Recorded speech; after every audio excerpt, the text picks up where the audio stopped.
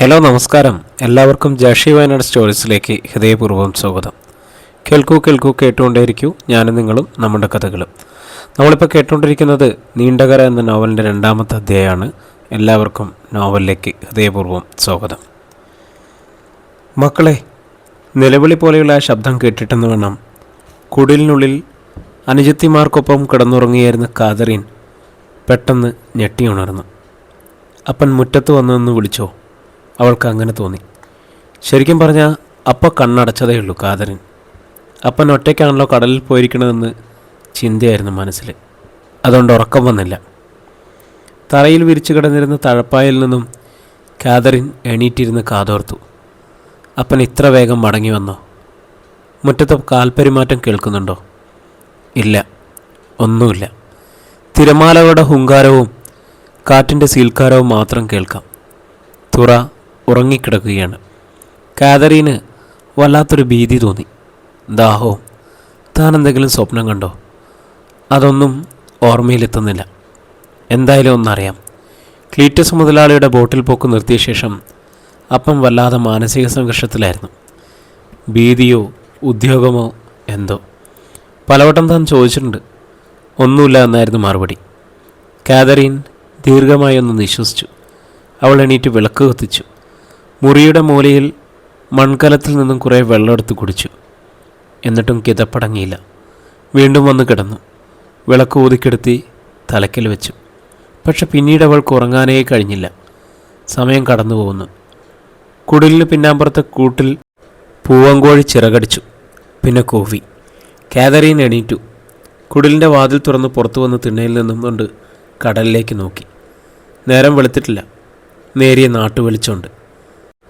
തിരമാലക്കരങ്ങൾക്ക് വെള്ളി നിറം. കടലിൽ ബോട്ടുകളുടെ വെളിച്ചം മിന്നാമിനുങ്ങളെ പോലെ കണ്ടു. ഒരു കപ്പൽ പതിയെ വടക്കോട്ട് നീങ്ങുന്നു. അതിൻ്റെ വെളിച്ചം ഓളങ്ങളിൽ അനേകം ലൈറ്റുകളുടെ രൂപം സൃഷ്ടിക്കുന്നു. കാതറിൻ മുറ്റത്തേക്ക് കാൽ നീട്ടിയിരുന്നു. പതിയെ നേരം പുലരുകയായിരുന്നു. കടൽക്കര ഉണരുകയായി. ഫിഷിംഗ് ഹാർബറിൽ വാഹനങ്ങൾ എത്തിത്തുടങ്ങി. അവിടെ പതിവ് തിരക്ക് തുടങ്ങുന്നു.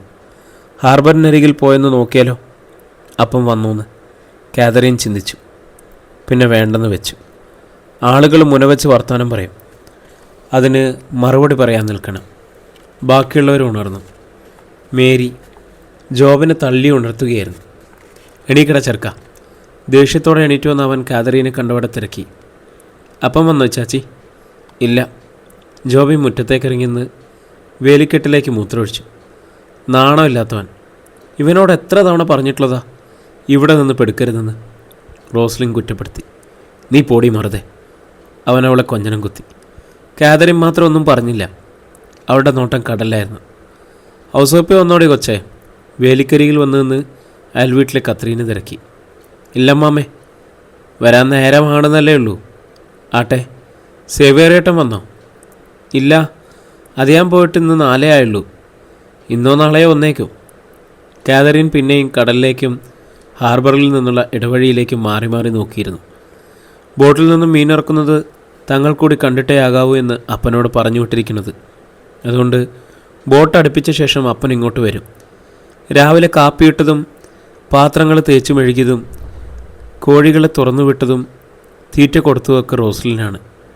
മേരിയും അവളെ സഹായിച്ചു. ഇച്ചാച്ചി അപ്പനെ നോക്കിയിരിക്കുകയാണെന്ന് അവർക്കറിയാം. നേരം കടന്നു പോവാണ്. കാതറിന് ഇരക്കപ്രതിയില്ല. പല ബോട്ടുകളും കടലിൽ നിന്നും മടങ്ങി വരുന്നത് കണ്ടു. വലുതും ചെറുതും. ജോബിനെ കാതറീൻ വിളിച്ചു. എന്നാ ചേച്ചി? അവൻ ഇറങ്ങി വന്നു. നീ ഹാർബർ വഴി ഒന്ന് പോയച്ചുകൂടാ. കടലിൽ നിന്ന് വന്നവരോട് അപ്പച്ചനെ കണ്ടുകൊണ്ടൊന്നും തിരക്കിയേ. ശരി ചേച്ചി. വണ്ടി ഓടിക്കുന്നത് പോലെ ആംഗ്യം കാണിച്ച് അവൻ ഓടിപ്പോയി. അധികം വൈകാതെ മടങ്ങിയെത്തി. അപ്പോൾ അവൻ്റെ കണ്ണുകൾ ചുവന്നിരുന്നു. എന്നതാ മോനെ, നീ കരഞ്ഞോ? കാതറീൻ ചാടി എണീറ്റു. അത് കേട്ട് അടുക്കളയിൽ നിന്നും റോസ്ലിയും മേരിയും ഇറങ്ങി വന്നു. ജോബിൻ കരയാൻ തുടങ്ങി. എന്നതാടാ ഉണ്ടായേ? നീ കാര്യം പറ. ഞാൻ തിരക്കിയപ്പോൾ അവരെന്നെ കളിയാക്കി. അപ്പനൊരു തിമിംഗലത്തെയും പിടിച്ചുകൊണ്ട് വരുന്നുണ്ടെന്ന്. പിന്നെ ആൻ്റണി എൻ്റെ ചെവിക്ക് പിടിച്ചു. പന്ന നാറികൾ. അവന്മാർ അത്രയ്ക്കായോ? നീ വാടാ, ഇന്ന് ചോദിച്ചിട്ടേ ഉള്ള കാര്യം. കാതറീൻ ജോബിൻ്റെ കൈക്ക് പിടിച്ചുകൊണ്ട് പുറപ്പെടാനൊരുങ്ങി. വേണ്ട ചേച്ചി, പോകണ്ട. റോസ്ലിനും മേരിയും വന്ന് അവളെ ചുറ്റിപ്പിടിച്ചു. പിന്നല്ലാണ്ട് അമ്മമാരുടെ തോന്നിയാസങ്ങൾ വകവെച്ച് കൊടുക്കണോ? മിണ്ടാണ്ടിരുന്നാൽ ഉച്ചയിൽ കയറും അമ്മമാർ. എന്നാലും ഇപ്പോൾ പോകണ്ടേ ചേച്ചി, അപ്പം വരട്ടെ. കാതറിൻ അനുജത്തിമാരെ സൂക്ഷിച്ചൊന്ന് നോക്കി. പിന്നെ അമർത്തിയൊന്ന് മൂളിയിട്ട് ജോബിൻ്റെ പിടിവിട്ട് തിരിച്ചു വന്നിരുന്നു. പക്ഷെ കലിയടങ്ങിയില്ല. റോസ്ലും മേരിയും ജോബിനും അന്ന് സ്കൂളിൽ പോകുന്ന മട്ട് കണ്ടില്ല. അപ്പോൾ കാതറിൻ തിരക്കി, നിങ്ങളെന്താ കുളിച്ചൊരുങ്ങാത്തെ? ഞങ്ങളിന്ന് പോണില്ലേ ചേച്ചി, അപ്പം കൊണ്ടുവരണം, മീൻ കാണണം, മേരി പറഞ്ഞു. അത് കേട്ട് ജോബിൻ കൂട്ടിച്ചേർത്തു, ഇന്നൊരു ദിവസം മാത്രം മതി ചാച്ചി. റോസ്ലിൻ മാത്രമൊന്നും പറഞ്ഞില്ല. കാതറിൻ പിന്നെ അവരെ നിർബന്ധിച്ചുമില്ല. കുട്ടികളുടെ ആഗ്രഹമല്ലേ. പ്രാതൽ തയ്യാറായി. എനിക്ക് വിശക്കുന്നു. ജോബിൻ അടുക്കളയിൽ ചെന്നൊരു പലകപ്പുറത്തിരുന്നു. നീ പല്ലു തേച്ചോടെ ചേർക്ക. റോസ്ലിൻ ചൂടുകഞ്ഞി ഒരു പ്ലേറ്റിലേക്ക് വിളമ്പുന്നതിനിടയിൽ തിരക്കി, ഇനി തിന്നേച്ചും തേക്കാം. ഇത്ര വൃത്തികെട്ട ഒരു ജന്തു. മേരി കൈ ചൂണ്ടി.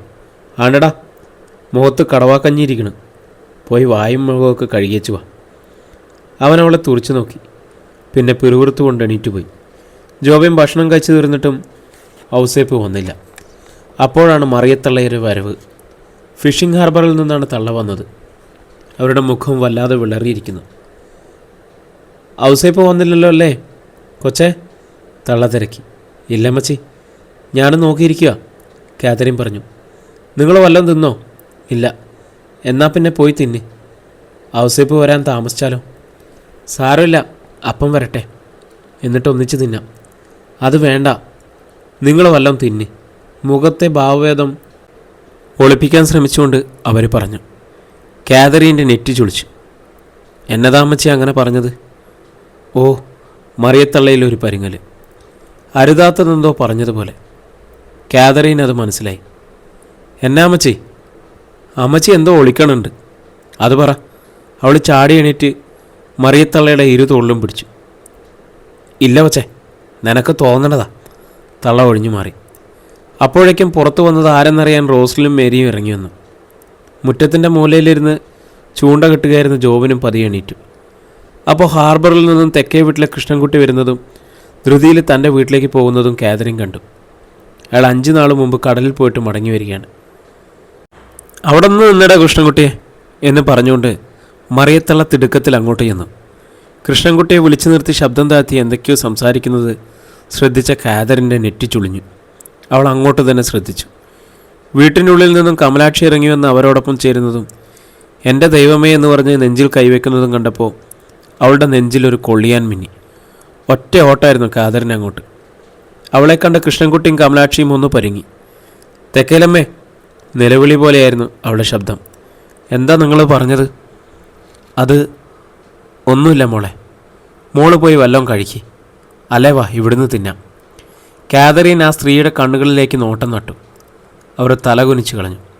കാതറിൻ തിരിഞ്ഞ് കൃഷ്ണൻകുട്ടിയെ നോക്കി. തെക്കേലച്ച, എന്താ ഉണ്ടായേ പറ. ഒന്നുമില്ല മോളെ, ഹാർബറിലെ ആളുകൾ അതും ഇതും പറയുന്നു. എന്താ പറയുന്നത്? അവൾ അയാളുടെ ഷർട്ടിൽ പിടിച്ചു കുലുക്കി. എൻ്റെ അപ്പനെ കണ്ടോ? അതാ മോളെ പറയാൻ വരണത്. ഞങ്ങൾ കടലിൽ ഒരു ബോട്ട് കണ്ടു. അതിലാരുമില്ലായിരുന്നു. പക്ഷെ അത് ഔസേപ്പിൻ്റെതാണെന്ന് തീർച്ചയില്ല. എൻ്റെ അപ്പ ഒറ്റ നിലവിളിയായിരുന്നു അവൾ. റോസ്ലിനും മേരിയും ജോബിനും അതികെട്ട് ഓടിയെത്തി. എന്നായി ചേച്ചി, എന്തിനാ കരയണത്? അനുജത്തിമാരെ ഏട്ടത്തിയെ കെട്ടിപ്പിടിച്ചു. ജോബിൻ പവച്ചു നിന്നു. മക്കളെ, നമ്മുടെ അപ്പൻ കാതറിന് പൂർത്തിയാക്കാനായില്ല. അതൊരു കൂട്ടക്കരച്ചിലായി. ആ തുറ ആ നിലവിളി ഏറ്റുവിളിച്ചു. ആളുകൾ ഓടിക്കൂടി, അറിഞ്ഞവരും അറിയാത്തവരും. ആളുകൾ കൃഷ്ണൻകുട്ടിയെ മാറ്റി നിർത്തി കാര്യം തിരക്കി. അയാൾ താൻ കണ്ടതും പറഞ്ഞു. കത്രീനയും മറിയത്തള്ളയും കൂടി ഒരു വിധത്തിൽ കുട്ടികളെ ഔസേപ്പിൻ്റെ തിണ്ണയിൽ കൊണ്ടിരുത്തി. പരസ്പരം കെട്ടിപ്പിടിച്ചും തലതല്ലിയും കരയുകയാണവർ. അപ്പ എന്ന് വിലപിച്ചുകൊണ്ട് ജോബിൻ പൂഴി മണ്ണിൽ കിടന്നുരുണ്ടു. ആളുകൾ എല്ലാവരെയും സമാധാനിപ്പിക്കാൻ ശ്രമിക്കുന്നുണ്ട്. അപ്പോഴേക്കും ഫിഷിംഗ് ഹാർബറിൽ നിന്നും ചിലർ കൂടി എത്തി. ബോട്ട് കണ്ടവർ. ആളുകൾ അവരെ വളഞ്ഞ് വിശദമായി കാര്യങ്ങൾ ചോദിച്ചറിഞ്ഞു. പിന്നെ 2-4 പേര് കൂടി നിന്ന് പിറുവിറുക്കലായി, ആലോചനകളായി, ഊഹാപോഹങ്ങളായി. കുറച്ച് പേര് ഔസേപ്പിനെ തിരക്കി ബോട്ടിലും വള്ളങ്ങളിലുമായി കടലിലേക്ക് പോയി. കടൽ സംരക്ഷണ ഭിത്തിയിൽ കയറി നിന്ന ആളുകൾ ചക്രവാളത്തിലേക്ക് ഉറ്റുനോക്കി. ഉച്ച കഴിഞ്ഞിട്ടും പോയവരാരും മടങ്ങി വന്നില്ല. ഔസേപ്പിൻ്റെ പെൺമക്കളാരും ഒന്നും കഴിച്ചില്ല. ജോബിൻ മാത്രം രാവിലെ കുടിച്ച കഞ്ഞിയാണ്. മറിയത്തള്ളയും കത്രീനയും മറ്റും കേട്ടതൊന്നും നേരല്ലെന്നും എന്തെങ്കിലും കഴിക്കാനുമൊക്കെ പറഞ്ഞു നോക്കി. അവരനുസരിച്ചില്ല. ഞാനൂടെ അപ്പൻ്റെ കൂടെ ചെല്ലാന്ന് പറഞ്ഞതാ, കേട്ടില്ല. പദം പറഞ്ഞ് കാതറിൻ വിതുമ്പി. നേരം സന്ധ്യയോടെ അടുക്കാറായി. അകലെ നിന്നേ ആളുകൾ കണ്ടു. ഒരു വലിയ ബോട്ട് ഒരു ചെറിയ ബോട്ടിനെ കെട്ടിവലിച്ചു കൊണ്ടുവരുന്നു. അതോടെ എല്ലാവരും ഫിഷിംഗ് ഹാർബറിലേക്ക് ഓടി. അവിടെയും ജനപ്രളയം. കാതറീനും അനുജത്തിമാരും ജോബിനും ആളുകൾ ഓടുന്നത് കണ്ടു. പിന്നാലെ പാഞ്ഞു. ആർക്കും അവരെ തടയാനായില്ല. വലിയ ബോട്ട് ഹാർബറിനോട് ചേർന്ന് നിന്നു. കെട്ടി വലിച്ചു കൊണ്ടുവന്ന കൊച്ചു ദ്രസ്യ എന്ന ബോട്ട് പ്ലാസ്റ്റിക് കയറ് ആങ്കറിലൂടെയിട്ട് തിട്ടയിലേക്കിട്ട് വലിച്ചെടുപ്പിച്ചപ്പോൾ ആളുകൾ ഉദ്യോഗത്തോടെ നോക്കി. ഒരു വലിയ നെയ്മീനും കുറേ ചൂരയും എല്ലാം കൂടെ 10-12 വരും. ഒക്കെ പഴുത്തു നാറാൻ തുടങ്ങിയിരിക്കുന്നു. ബോട്ടിനുള്ളിൽ മറിഞ്ഞ നിലയിൽ കിടക്കുന്ന റാന്തൽ വിളക്ക്, ചോറ്റുപാത്രവും വെള്ളം കൊണ്ടുപോയ കന്നാസും ഒക്കെ അതിൽ തന്നെയുണ്ട്. ആളുകൾ തള്ളിമാറ്റി അങ്ങോട്ട് വന്ന കാതറീനും സഹോദരങ്ങളും ആ കാഴ്ച കണ്ടു. അപ്പാ എന്നൊരു അലർച്ചയോടെ കാതറീൻ ബോധമറ്റു വീണു. ഇച്ചാച്ചി! അനുജത്തിമാരും ജോബിനും അലറിക്കരഞ്ഞു. ആളുകൾ വല്ലവിധേനയും അവരെ അവിടെ നിന്ന് മാറ്റി. എന്നാൽ മറ്റുള്ളവരുടെ നെറ്റിയിൽ ചുളിവുകൾ വീഴ്ത്തിയ ഒന്നുണ്ടായിരുന്നു. ചിതറിത്തെറിച്ചതുപോലെ ചോര ഉണങ്ങിപ്പറ്റിയിരിക്കുന്നു. അത് വള്ളപ്പടിയിലും മത്സ്യങ്ങളുടെ പുറത്തും ചോറ്റുപാത്രത്തിലും ഒക്കെയുണ്ട്. ആളുകൾ മുഖാമുഖം നോക്കി. ചൂണ്ടയിൽ പിടിക്കുന്ന മീനിൽ നിന്നും ചോര വരാമെങ്കിലും ഇതങ്ങനെയുള്ളതല്ലെന്ന് അവർ തിരിച്ചറിഞ്ഞു. നേരെ ഇരുട്ടി. അന്ന് പിന്നെ കാര്യമായ അന്വേഷണമൊന്നും നടന്നില്ല. എങ്കിലും തൊഴിലാളി യൂണിയൻ പ്രവർത്തകർ പോലീസിലും ഫയർഫോഴ്സിലും വിവരം അറിയിച്ചു. രാത്രിയിൽ ഇനി എന്ത് ചെയ്യാൻ? രാവിലെ അന്വേഷിക്കാം എന്നായിരുന്നു അവിടെ നിന്നും കിട്ടിയ മറുപടി. ഹാർബറിൽ നിന്നും ആളുകൾ പിരിഞ്ഞു തുടങ്ങി. ഇത് കണ്ടിട്ട് എനിക്ക് ഏതാണ്ടൊക്കെ തോന്നുന്നു. മടങ്ങി വന്ന വഴി ഔതക്കുട്ടി ഒപ്പമുണ്ടായിരുന്ന വർഗീസിനോട് പറഞ്ഞു. രണ്ടുപേരും ചൂണ്ടയിൽ മീൻ പിടിക്കുന്നവരാണ്. ഔസേപ്പിൻ്റെ സമപ്രായക്കാർ. വർഗീസ് കൂട്ടുകാരനെ നോക്കി. ഇന്നലെ രാത്രിയിൽ കടലമ്മ കോപിച്ചിട്ടില്ല. നല്ല കാറ്റ് വീശിയിട്ടുമില്ല. ഔസേപ്പ് ചുമ്മാതങ്ങ് മാഞ്ഞുപോയി എന്ന് കരുതാൻ എന്നെക്കൊണ്ടാവുകയില്ല. അത് നേരാ. പക്ഷേ ആലോചനയോടെ വർഗീസും സമ്മതിച്ചു. വേണ്ടടാ ഔതക്കുട്ടി, നമുക്ക് ഈ സംസാരം ഇവിടെ അങ്ങ് നിർത്തിയേക്കാം. അല്ലെങ്കിൽ പഴി നമുക്കാവും. അത് നേരാ. പക്ഷെ ഷാപ്പിലെയും ബാറിലെയൊക്കെ സംസാരം അന്ന് ഇത് തന്നെയായിരുന്നു. ഔസേപ്പിൻ്റെ വീട്ടിൽ വിളക്ക് കത്തിച്ചു വെച്ചത് കമലാക്ഷിയാണ്. കാതറീനും സഹോദരങ്ങളും കരഞ്ഞ് കരഞ്ഞ് തളർന്നു കിടക്കുന്നു. കത്രീനയും മറിയത്തള്ളയും കമലാക്ഷിയും മറ്റുമാണ് അന്ന് അവിടെ കഴിഞ്ഞത്. ആരും ഉറങ്ങിയിട്ടില്ല. ഇരുട്ടിൽ ദീർഘനിശ്വാസങ്ങളും ഏങ്ങലടികളും ഇടക്കിടെ കേട്ടു. പിറ്റേന്ന് നേരം പുലർന്നിട്ടും ഔസേപ്പ് മടങ്ങി വന്നിട്ടില്ല. രാവിലെ പോലീസ് എത്തി. മാസർ തയ്യാറാക്കിയിട്ട് വള്ളപ്പടിയിൽ നിന്നും കുറേ രക്തം ചുരണ്ടിയെടുത്തു. കുറച്ച് ആൾക്കാരെ ചോദ്യം ചെയ്തു. ഫയർഫോഴ്സിൻ്റെ ഒരു ബോട്ട് കടലിൽ തെരച്ചിലിന് പോയി. അവർക്കൊന്നും കണ്ടെത്താനായില്ല. ആളുകൾ പല കഥകളും പറഞ്ഞു വരുത്തി. ഔസേപ്പിനെ ആരോ കൊന്നു, കടലിൽ എറിഞ്ഞതാണെന്നും അതല്ല വല്ല കൊമ്പൻ സ്രാവും ചൂണ്ടയിൽ കുരുങ്ങിയിരിക്കുമെന്നും അതിനെ പിടിക്കാനുള്ള ശ്രമത്തിനിടയിൽ കടലിൽ വീണ ഔസേപ്പിനെ സ്രാവ് വലിച്ചു കൊണ്ടുപോയിരിക്കുമെന്നും മറ്റുമായിരുന്നു അത്. ഔസേപ്പ് മരിച്ചെങ്കിൽ 3-ാം നാൾ കരക്കടയാതിരിക്കില്ല എന്ന് മാത്രം എല്ലാവരും കരുതി. അല്ലാതെ ഇനി തെരഞ്ഞിട്ട് കാര്യമില്ല. എങ്ങനെയെങ്കിലും രക്ഷപ്പെട്ട് ഏതെങ്കിലും ബോട്ടിലോ തുറയിലോ എത്തിയതായിട്ട് അറിവുമില്ല. 2 നാൾ പിന്നിട്ടു.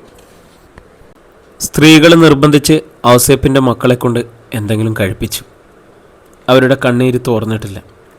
ബോട്ടിൽ യാത്ര പറഞ്ഞു പോയ അപ്പൻ്റെ ചിത്രമായിരുന്നു അവരുടെ മനം നിറയെ.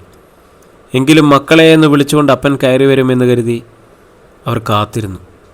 കാതറിൻ സന്ധ്യയ്ക്ക് മുന്നേ കുടിൽ നിന്നിറങ്ങി കടൽ തിട്ടയിൽ പോയി പടിഞ്ഞാറൻ ചക്രവാളത്തിലേക്ക് നോക്കി നിന്നു. അവിടെ എവിടെയോ അപ്പനുണ്ട്. അകലെ പൊട്ടുപോലെ കാണപ്പെടുന്ന വള്ളങ്ങളിലേക്ക് അവൾ സൂക്ഷിച്ചു നോക്കി. അവയിലൊന്നിൽ അപ്പൻ കയറിയിട്ടുണ്ടോ? ആരെ കാത്തു നിൽക്കാടി? നിൻ്റെ അപ്പനെയോ? പിന്നിൽ കിടിലം കൊള്ളിക്കുന്നൊരു ശബ്ദം കേട്ട് അവൾ ഞെട്ടിത്തിരിഞ്ഞു. സ്പാനർ ആൻ്റണി.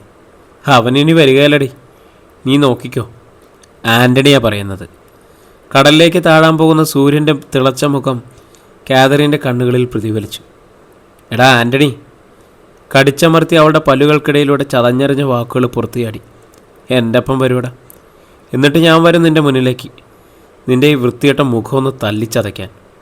അവൾ വെട്ടിത്തിരിഞ്ഞ് നടന്നു. ആൻ്റണി അത് നോക്കി നിന്ന് ചിരിച്ചു. രാത്രിയായി. അന്ന് അവൾക്ക് കൂട്ടുകിടക്കാൻ മറിയത്തള്ള വന്നു. സ്വന്തം പേരക്കിടാങ്ങളെ പോലെയാണ് തള്ള അവരെ ശ്രദ്ധിച്ചത്. പിറ്റേന്ന് നേരം പുലർന്നു വരുന്നതേയുള്ളൂ. ആരോ മുറ്റത്ത് വന്ന് മറിയത്തള്ളയെ വിളിച്ച് എന്തോ പിറുപിറുക്കുന്നതെന്ന് അറിഞ്ഞ് കാതരൻ ചാടി എണീറ്റു. മുറ്റത്ത് വന്നപ്പോൾ ആളുകൾ തിരുമാലത്തലപ്പിന് നേരെ ഓടുന്നതാണ് കണ്ടത്. അവിടെ നെഞ്ചിലൊരു പിടച്ചിൽ. മറിയത്തള്ളയെയും മുറ്റത്ത് വന്നിരുന്ന കത്രീനയെയും കടന്ന് അവൾ ഓടി. മോളെ അവിടെ നില്ല്, തള്ള വിളിച്ചു പറഞ്ഞു. പക്ഷെ അവൾ നിന്നില്ല. അത് കേട്ട് അനുജത്തിമാരും ജോബിനും ഇറങ്ങി വന്ന് കാതറിന് പിന്നാലെ ഓടി. കടൽത്തിട്ടയിൽ ഒത്തിരി ആളുകൾ എത്തിയിരുന്നു. അവരെ തള്ളിമാറ്റി കാതറിൻ മുന്നിലെത്തി. നേരം ശരിക്കും വെളുത്തിട്ടില്ലെങ്കിലും ആ കാഴ്ച ഒരുവിധം വ്യക്തമായിരുന്നു. അവിടെ തിരമാലത്തലപ്പത്ത് കമഴ്ന്നു കിടക്കുന്ന ഒരാൾ. അധ്യായം 3. മുന്നിലെ ഒരു അദൃശ്യഭിത്തിയിൽ ചെന്ന് മുട്ടിയതുമാതിരി കാതറീൻ ഒരു നിമിഷം നിന്നു. പിന്നെ തിരമാലത്തലപ്പിൽ കമഴ്ന്നു കിടക്കുന്ന ആ നിശ്ചല ശരീരത്തിനരികിൽ അവൾ തളർന്നിരുന്നു. അപ്പാ! ഒറ്റ അലർച്ചയായിരുന്നു കാതറീൻ. ഒപ്പം അവൾ ആ മനുഷ്യൻ്റെ ശിരസ് പിടിച്ചു വരുത്തി. ഒരു വശത്തേക്ക് ചരിഞ്ഞു കിടന്ന മുഖം തനിക്ക് അഭിമുഖമായി തിരിഞ്ഞതും കാതറീൻ്റെ തലയ്ക്കുള്ളിൽ ഒരു കൊള്ളിയാൻ മിന്നി. വിശ്വാസം വരാഞ്ഞ് മങ്ങിയ വെളിച്ചത്തിൽ ഒന്നുകൂടി അവൾ ആ മുഖത്തേക്ക് നോക്കി. പിന്നെ പെട്ടെന്ന് പിടിവിട്ടു. അല്ല, ഞെട്ടലോടെ അവൾ ചാടി എണീറ്റു. ചകിതഭാവത്തിൽ ഒന്നുകൂടി ആ മുഖത്തേക്ക് നോക്കിക്കൊണ്ട് പിന്നോട്ടടി വെച്ചു. ഇതെൻ്റെ അപ്പനല്ല, ഇതെൻ്റെ അപ്പനല്ല. അലറിക്കുതിച്ചു വന്ന ഒരു തിര ആ ശരീരത്തിൻ്റെ മീതെ കയറി മറിഞ്ഞു മടങ്ങി. കരയിൽ നിന്നിരുന്നവർ അവിശ്വാസഭാവത്തോടെ തുറിച്ചു നോക്കി. പിന്നോട്ട് നടന്ന കാതറിൻ വേച്ചുപോയി. കത്രീനെ, കമലാക്ഷി, ആ പെണ്ണിനെ പിടിക്കടി, മറിയത്തള്ള വിളിച്ചു പറഞ്ഞു. സ്ത്രീകൾ ഓടി വന്ന് അവളെ താങ്ങി. കാതറിന് പിന്നാലെ പാഞ്ഞു വന്ന അനുജത്തിമാരും ജോബിനും കടൽത്തിട്ടയിൽ ചകിതരായി നിൽക്കുകയായിരുന്നു. കാതറിൻ വല്ലാതെ കിതയ്ക്കുന്നുണ്ടായിരുന്നു. കത്രീനയും കമലാക്ഷിയും കൂടി അവളെ പൂഴിമണലിൽ പിടിച്ചിരുത്തി. ഔസേപ്പ് അല്ലെങ്കിൽ പിന്നെ അതാരാണ്? ആളുകൾ തിക്കിത്തിരക്കി. അല്പം കൂടി വെളിച്ചം പരന്നു കഴിഞ്ഞിരിക്കുന്നു. ഏതാണ്ട് 30 വയസ്സോളം തോന്നിക്കുന്ന ആരോഗ്യവാനായ ചെറുപ്പക്കാരനാണ് അതെന്ന് ജനം അറിഞ്ഞു. ശരീരം മുഴുവൻ അടിയുടേതോ ചതവിൻ്റെയോ പാടുകൾ. ചത്തിട്ട് അധിക നേരമായിട്ടില്ലെന്നാണ് തോന്നുന്നത്. കത്രീനയുടെ ഭർത്താവ് സേവ്യർ അഭിപ്രായപ്പെട്ടു. ആളുകൾ ആ യുവാവിന് ചുറ്റും കൂടി നിൽക്കുകയാണ്.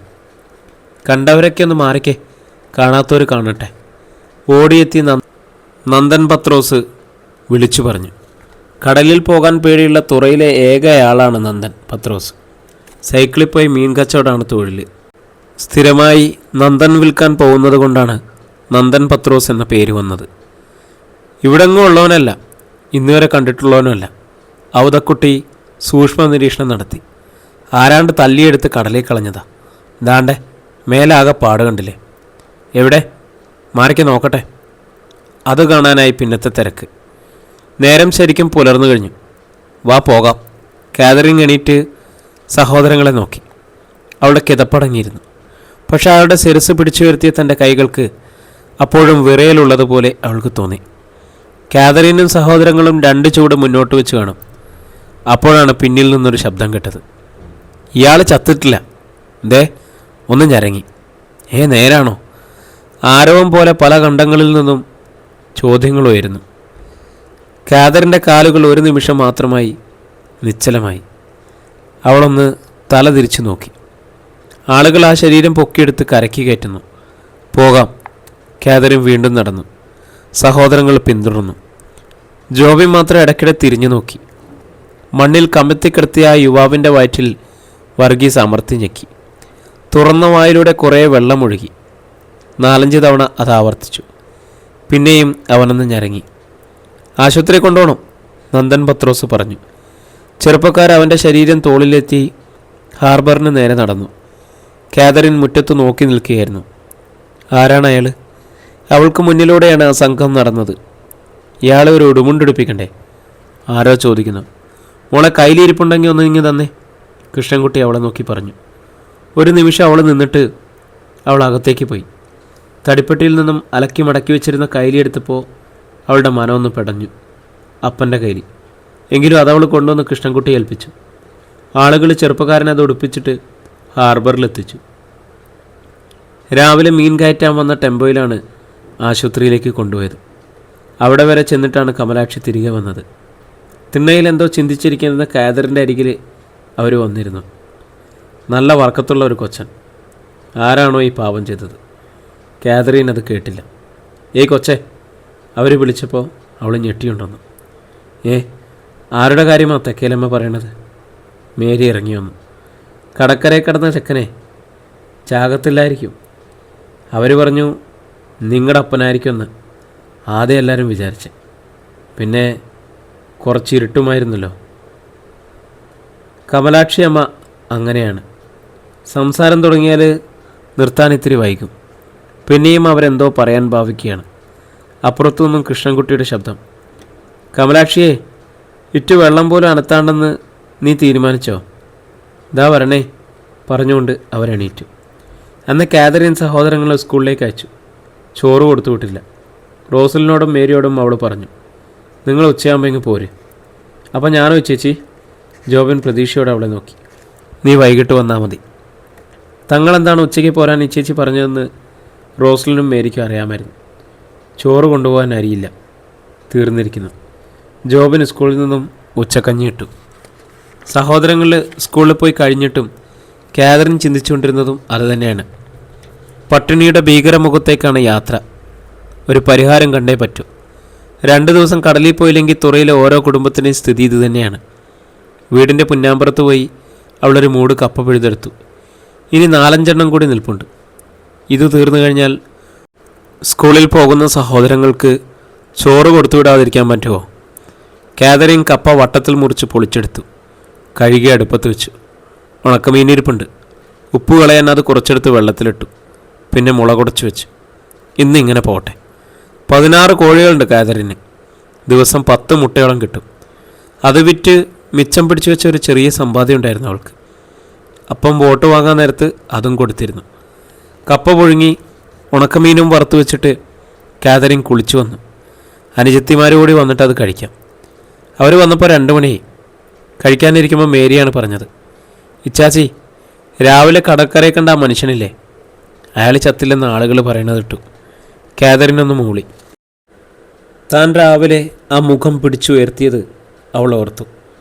കൊല്ലത്തെ ജനറൽ ഹോസ്പിറ്റലിൽ ഒരു വാർഡിൽ കിടക്കുകയായിരുന്നു അപ്പോൾ അവൻ. വർഗീസും നന്ദൻ പത്രോസും ഉണ്ടായിരുന്നു അരികിൽ. അവന് ബോധം വീണിട്ട് 1 മണിക്കൂറായതേ ഉള്ളൂ. ശരീരത്ത് ഒരുപാട് ചെറിയ മുറിവുകളും നല്ല ചതവുകളും ഉണ്ടായിരുന്നു. കണ്ണു തുറന്ന് അവൻ ആദ്യം അപരിചിത ഭാവത്തിൽ ചുറ്റും നോക്കി.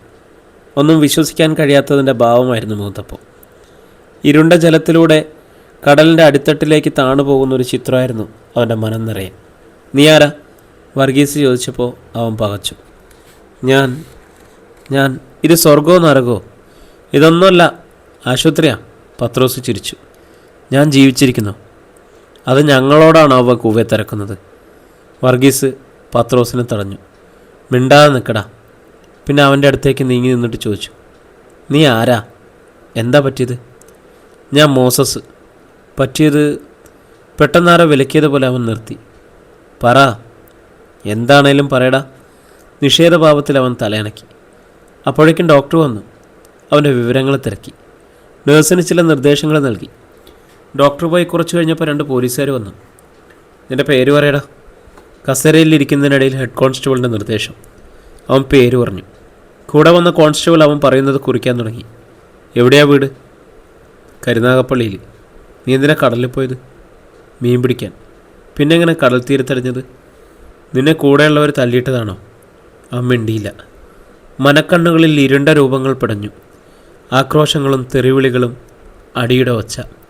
അവസാനം, എന്താടാ മിണ്ടാത്തെ? വായിൽ നാക്കില്ലേ? ചാളത്തടിയല്ല ഞങ്ങൾ 3 പേര് പോയത്. അർദ്ധരാത്രി കഴിഞ്ഞു കാണും. ചാളത്തടി ഒരു വൻ ചുഴിയിൽപ്പെട്ടു. പിന്നെ എനിക്കൊന്നും ഓർമ്മയില്ല. കുറച്ച് നീന്തിയത് മാത്രം അറിയാം. അപ്പം നിൻ്റെ ശരീരത്തിലെ ഈ പാടുകളോ? അറിയില്ല സാർ. നിൻ്റെ കൂടെ ഉണ്ടായിരുന്നവരോ? അതും അറിയില്ല. ഹെഡ് കോൺസ്റ്റബിൾ കനപ്പിച്ചൊന്ന് മൂളി. ഈ പറഞ്ഞതുമെല്ലാം കള്ളാണെന്ന് തെളിഞ്ഞ. ഇല്ല സാറേ, സത്യ. അവനെക്കൊണ്ട് സ്റ്റേറ്റ്മെൻറ്റിൽ ഒപ്പുവെച്ച് ഇടിച്ചുകൊണ്ടാണ് അവർ പോയത്. മോസസേ, നീ പറഞ്ഞതൊക്കെ കള്ളല്ലേ? അവൻ്റെ മുഖത്തേക്ക് തന്നെ ശ്രദ്ധിച്ചു നിൽക്കുകയായിരുന്നു വർഗീസ് തിരക്കി. അതെ, അവൻ ചിരിച്ചു. നന്ദൻ പത്രോസ് കണ്ണുമിഴിച്ചു. പോലീസുകാർ കരുനാഗപ്പള്ളിയിൽ തിരക്കിയാലോ? ഞാൻ പറഞ്ഞത് നേരാണെന്നറിയാം. ഒന്നും പിടികിട്ടാതെ പത്രോസും വർഗീസും മുഖാമുഖം നോക്കി. എന്തൊക്കെയോ ദുരൂഹതകളുണ്ട് മോസസിനെന്ന് അവർക്ക് തോന്നി. അവൻ കടുത്ത ചിന്തയിലാണെന്ന് കണ്ട് അവർ പിന്നെയൊന്നും ചോദിച്ചില്ല. ഈ കൈലി ആരുടെയാ? കുറേ കഴിഞ്ഞ് മോസസ് തിരക്കി. തുറയുള്ള ഒരാടെയാ, ഔസേപ്പിൻ്റെ. മോസസിൻ്റെ കണ്ണൊന്ന് വികസിച്ചു. ഔസേപ്പിൻ്റെ ബോട്ടലായിരുന്നു കൊച്ചു ത്രേസ്യ? അതെ. നിനക്കറിയായിരുന്നോ? അത്ഭുതത്തോടെയാണ് പത്രോസ് തിരക്കിയത്. അയാൾ ചത്തോ?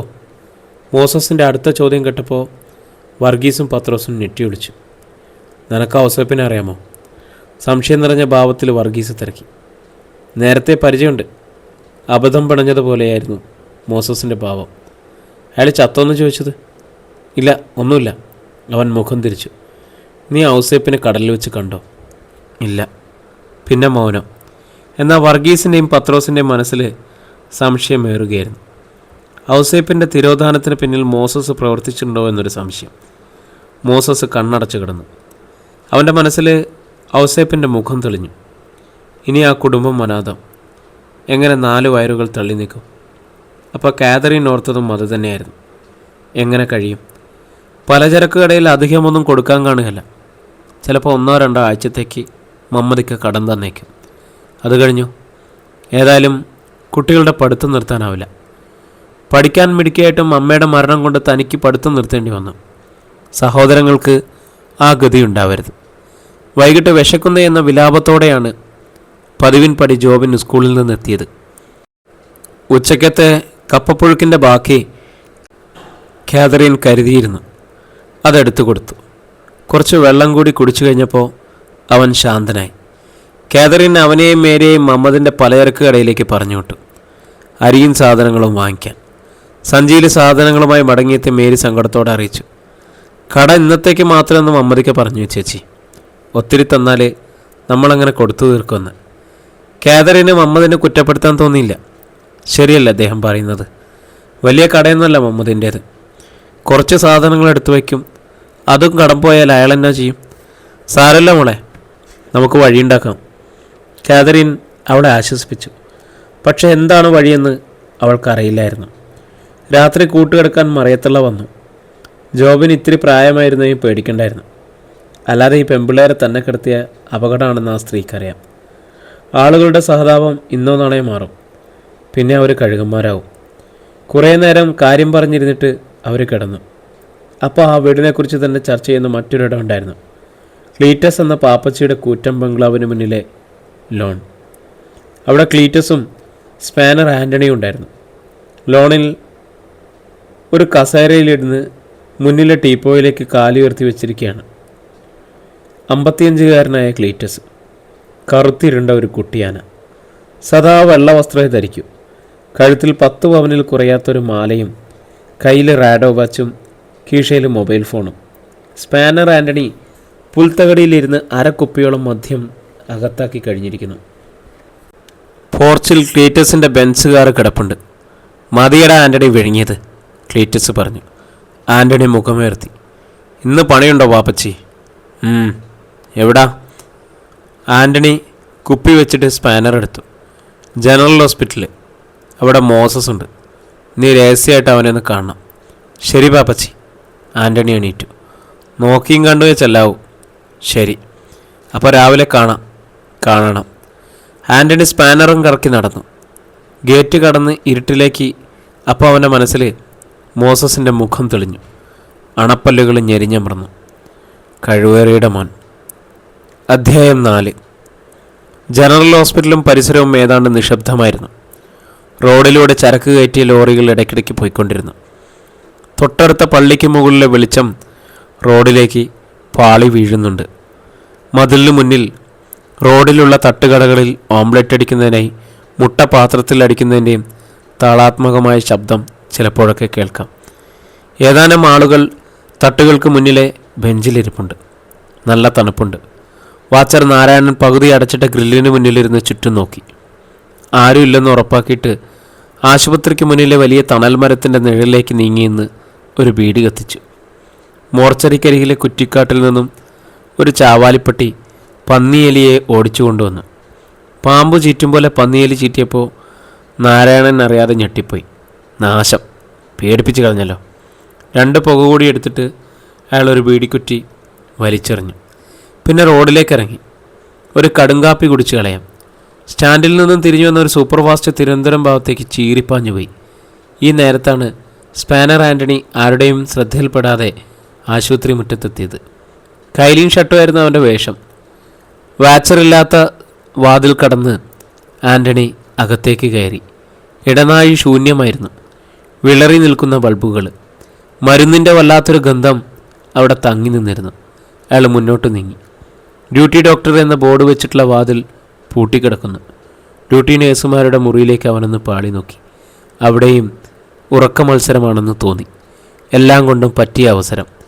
വാർഡുകളുടെ അടുത്തെത്തിയപ്പോൾ ബെഞ്ചിലും തറയിലും തുവർത്ത് വിരിച്ചുമൊക്കെ ആളുകൾ കിടന്നുറങ്ങുന്നത് കണ്ടു. ചിലർ ഉറക്കത്തിൽ തന്നെ കൊതുകിനെ തല്ലുന്നുണ്ട്. ഹലോ പ്രിയരെ, നമ്മുടെ കഥ ഇവിടെ തുടരുകയാണ്. ഇതിൻ്റെ അടുത്ത ഭാഗമായിട്ട് നാളെ നമ്മൾ വീണ്ടും കണ്ടുമുട്ടും. ഒത്തിരി സന്തോഷത്തോടെ സ്നേഹത്തോടെ നിങ്ങളുടെ സ്വന്തം ജാഷി വയനാടാണ്.